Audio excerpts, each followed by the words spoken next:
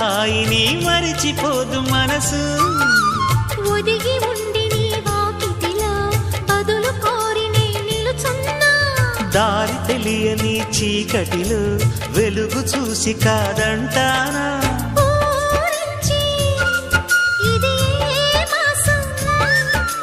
ప్రేమించే ప్రతి గుండెను అందెల సందడి చేసే హేమంతం ఇది. మన సొంతం అయినది. కిలకిల నవ్వే కోయిల కోసం వచ్చింది మధుమాసం.